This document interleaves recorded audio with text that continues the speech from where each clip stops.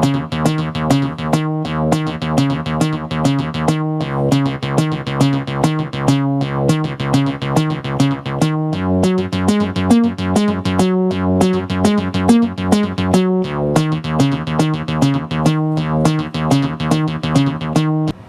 welcome to Channel 7 News. Today we will interview the survivors of a tragic plane crash that landed on a desolate island in the Pacific Ocean. Over the course of days, these clean-cut British boys became savages. Let's hear their story. Here we are with Ralph. Please tell us about early life on the island. It was normal. It was only me and Piggy. We found a conch, and to signal all the boys, if there were any, we didn't know at that point, we blew the conch. And what happened? After we blew the conch, all the boys came running. Why do you think they all came running? Because they found out that there was other people on the island, and so I guess they just wanted to stick together. Now, did you boys on the island owe the conch for bringing you up together? Did it seem to have a lot of importance to you? Yeah, lots of importance in the beginning. Were there any troublemakers in the group who seemed to defy your system? Yes, Jack. He always went the opposite way of me. And what system did you establish? Well, we voted for a ruler, and I won. The choir that Jack led voted for him, but I won, and yeah, so I was the leader at that point. And I read about the story. I found it very interesting. I think that you and Jack have always been rivals on the island. Would you say that that's true?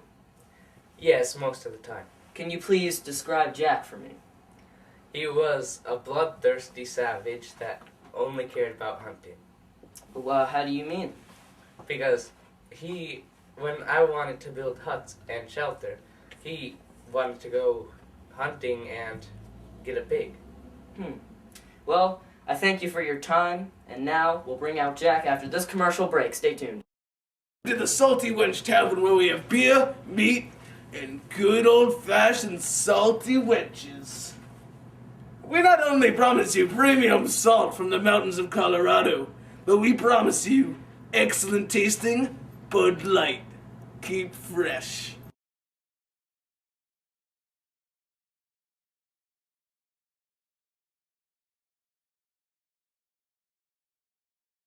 Hello, we're here now with Jack.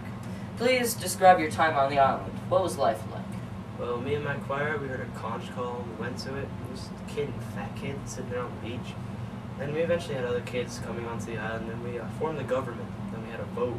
My choir voted for me, but there's so many other kids that voted for the other kid named Ralph, so he became leader.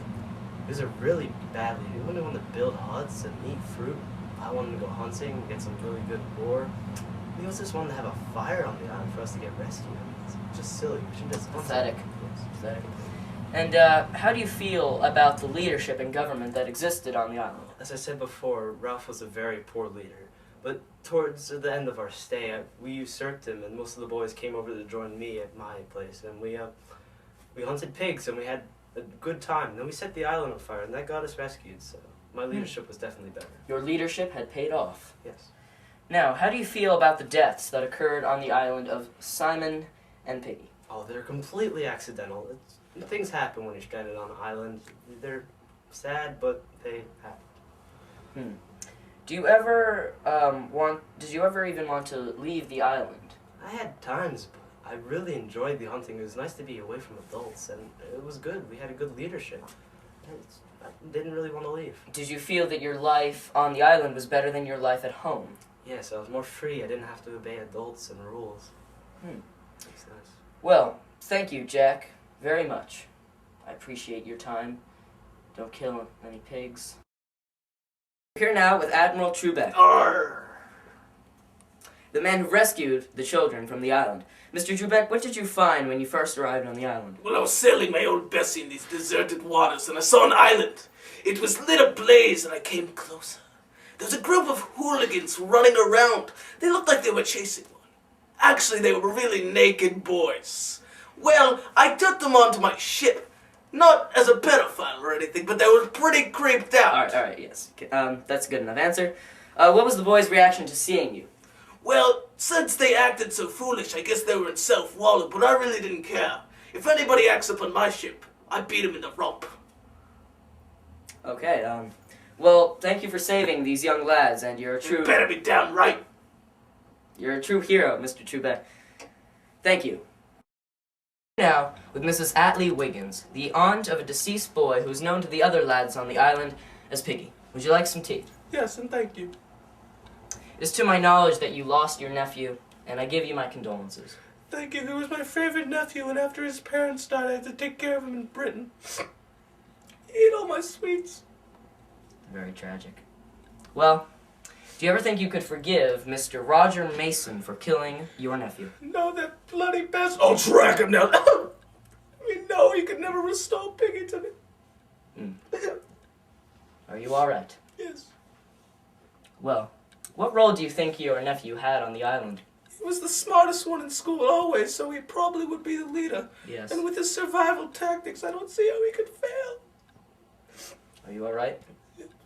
Well, I know you've gone through a very tough time, so I'd like to play you a tune to cheer you up.